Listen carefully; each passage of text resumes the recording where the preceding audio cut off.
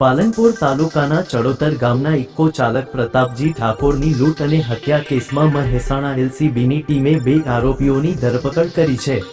આ ઘટનામાં ઉજાના અમૂડ ગામ નજીક ઇકો ગાડી ભાડે કરીને લૂંટના ઈરાદે ચાલક પર તીક્ષ્ણ હથિયાર વડે હુમલો કરવામાં આવ્યો હતો। 3 જાન્યુઆરીએ સિદ્ધપુરના દેથરી ચોકડીથી ગાડી ભાડે લીધી હતી અને ઉજાના અમૂડ ગામ નજીક છરીના ઘા માર્યા હતા। હુમલામાં ગંભીર રીતે ઈજાગ્રસ્ત ઇકો ચાલકને સારવાર માટે ખસેડવામાં આવ્યા હતા, જ્યાં તેમનું મૃત્યુ થયું હતું।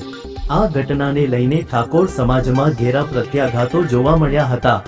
સમાજના સભ્યો મોટી સંખ્યામાં ધારપુર સિવિલ હોસ્પિટલ ખાતે ભેગા થઈને આરોપીઓની ઝડપી ધરપકડની માંગ કરી હતી।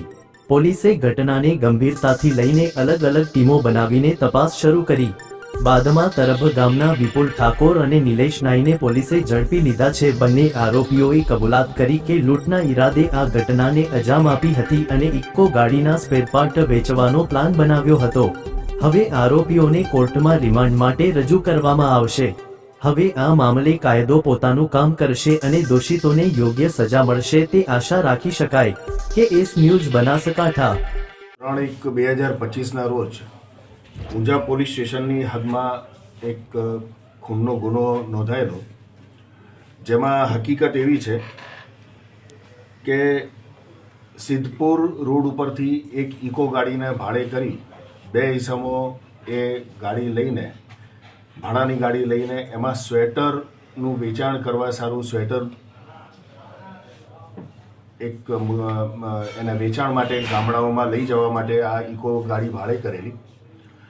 આ ઇકો ગાડીને રસ્તામાં ઊભી રખાવવામાં આવે છે અને એમાં બેઠેલ ડ્રાઈવરને મૂઢ માર મારી, તીક્ષ્ણ હથિયારોનો માર મારી અને એને રોડ ઉપર ફેંકી દેવામાં આવે છે।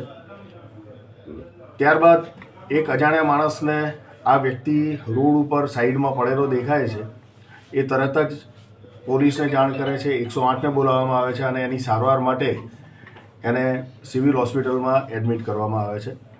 2 દિવસ પછી એ વ્યક્તિનું મૃત્યુ થઈ જાય છે। આ હકીકત બાબતની અમને જાણ થતાં તુરત જ સ્થળ ઉપર પોલીસ પહોંચી જઈ અને જે ભોગ બનનાર છે એની જે ઈજાઓ થયેલી છે ત્યાં આગળ જઈ એની તપાસ કરવામાં આવે છે।